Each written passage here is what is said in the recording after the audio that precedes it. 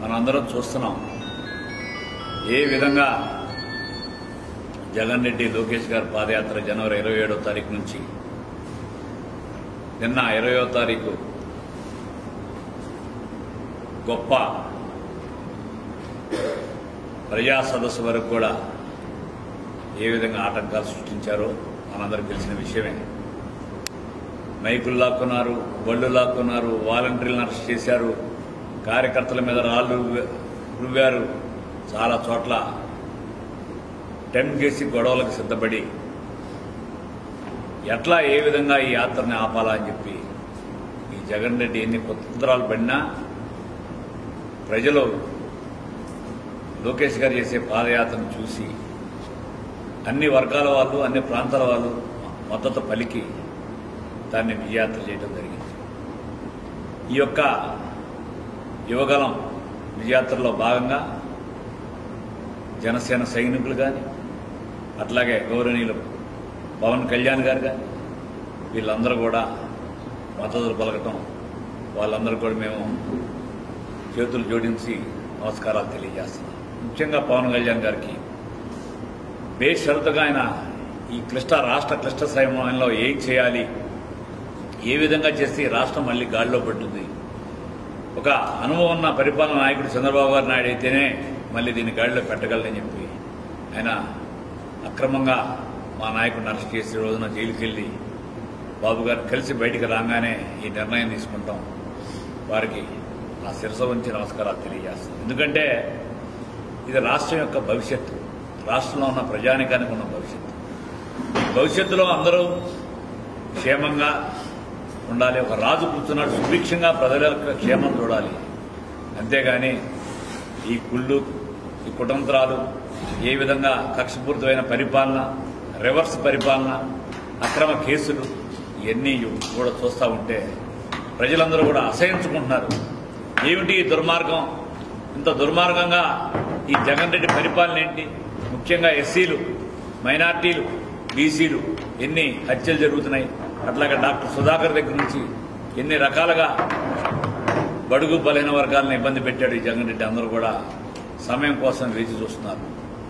నిన్న విశాఖపట్నంలో జరిగిన బహిరంగ సభకు విచ్చేసిన లక్షలాది మంది జనాన్ని చూసి జగన్ రెడ్డి ప్యాలెస్ పేటలు బారింది. భయం పుట్టుకుంది. ఏం చేయాలా, ఈ అశేష జనవాహన ఏంటి, ఎక్కడ శ్రీకాకుళం దగ్గర నుంచి విశాఖపట్నం వరకు కూడా దారులన్నీ ఎన్ని అడ్డంకాలు సృష్టించిన రాకపోకల్ని ప్రజలు కొన్ని మైళ్ళు నడిచి వచ్చిన సందర్భాలు కూడా మనం చూసాం. ముఖ్యంగా యువత, మహిళలు పెద్ద ఎత్తున వచ్చారు.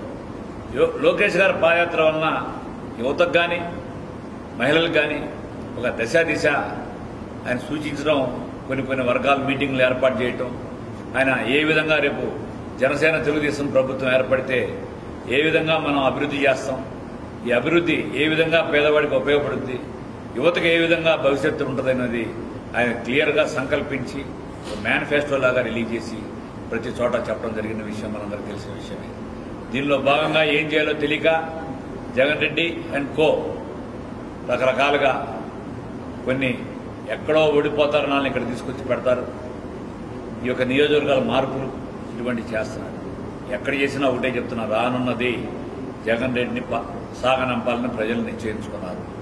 జనసేన తెలుగుదేశం ప్రభుత్వం గ్యారంటీగా ఆంధ్ర రాష్ట్రంలో రేపు వచ్చే ఎన్నికల్లో బ్రహ్మాండమైన మెజార్టీతో గెలిచి ఈ యొక్క చంద్రబాబు నాయుడు గారు ముఖ్యమంత్రిగా ప్రమాణ స్వీకారం చేయడం ఖాయమని చెప్పి కూడా ఈ మీడియా సోదరుల ద్వారా తెలియజేస్తూ, అదేగా టీడీపీ అధికారంలోకి వచ్చినాక ఈ జనసేన తెలుగుదేశం ప్రభుత్వం అస్త్రవస్త్రాన్ని అప్పులు చేశాడు ఈ జగన్ రెడ్డి.